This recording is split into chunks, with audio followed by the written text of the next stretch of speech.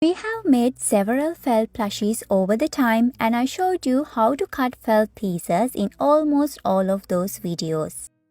On that note, I thought to make a separate video on cutting pattern pieces with felt manually, just so I don't have to repeat myself, and I'm also hoping to share some tips along the way. Let's start with the pieces we can cut without using a fabric marking pen first. When it comes to reasonably sized pattern pieces with a simple shape, you can pin and place the pattern on top of the felt piece first.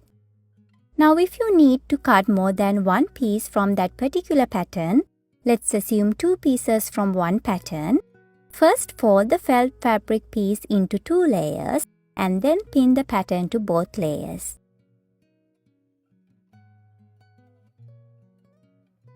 After this step, you can simply cut around the pattern. Make sure your fabric cutting scissors are sharp enough when cutting more than one felt layer. Finally, remove the pins and you'll get your required felt pieces without any trouble. Now when it comes to small pattern pieces with simple shapes, you can just hold the pattern to the felt fabric from your one hand and cut from the other.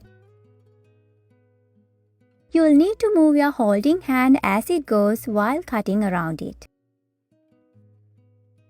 As for myself, I try to cut pattern pieces using these two methods as much as possible because then I don't need to deal with the fabric marks. This is entirely my personal choice, and with that, let's move on to cutting felt pieces using a fabric marking pen. Whenever you get an irregular shape pattern piece, regardless of its size, you'll need to use a fabric marking pen. This also works if you are not comfortable with the previous two methods. Now when it comes to fabric marking pens, there are several types: water-soluble pens, air-erasable pens, heat-erasable pens, chalk-based markers, and permanent markers. Now which one to use depends on your purpose, and in this video we are specifically going to use these for a temporary drawing, and that excludes the permanent markers from this situation. Pick your best choice from the rest of the fabric markers and then place the pattern on top of the felt piece. You can then carefully outline the pattern while holding it in place. My personal favorite is heat erasable fabric marker since it's more practical and easy to use. After you have outlined the pattern, you can then cut around the drawn pattern. Even here, if you need two pieces from a particular pattern, keep another felt layer at the bottom and pin or hold both layers at the center of the pattern before cutting around it. You can also outline and cut separately as well. It's totally up to you.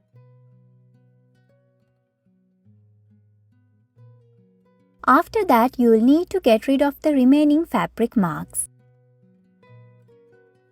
Assuming you used a water-soluble fabric marker, you need to wash or dab the remaining ink marks with a damp cloth.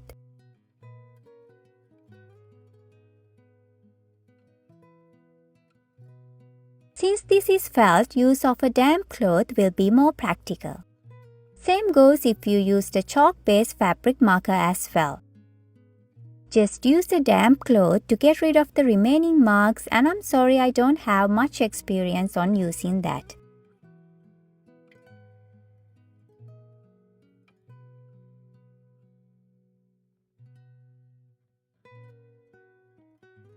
If you use an air-erasable pen, those marks will fade away on its own within a few hours to even days, depending on the brand, temperature, humidity, and other factors.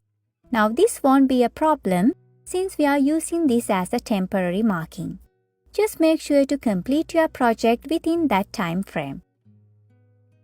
If you have used a heat erasable fabric marking pen, things will be much easier for you. You can simply iron it over and get rid of those markings. But I usually place another layer of fabric like cotton on top of the felt pieces before ironing it over. As you can see, all the markings disappeared after that. Now these are the 3 main ways I manually cut felt pieces, and now let me share with you some extra thing or two I do when cutting felt pieces. First thing first, I use a loose grip and only draw firm enough to leave a slight mark on the felt. I mean, yes, you need to see the outline pattern clearly, but try to keep it light and clear just for you. You are the one working with it.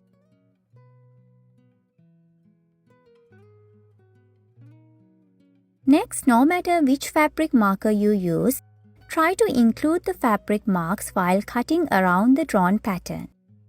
This will minimize the amount of ink you need to deal with afterwards.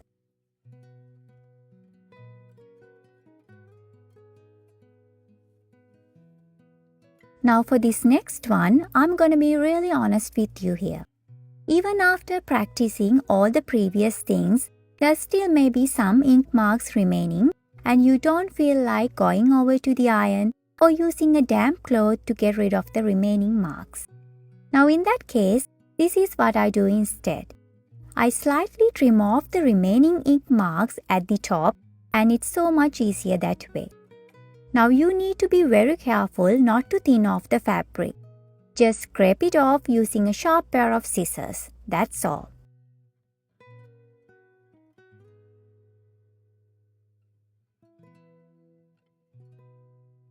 Here is another thing. I usually place the wrong side of the pattern on the felt piece and then outline that side of the pattern.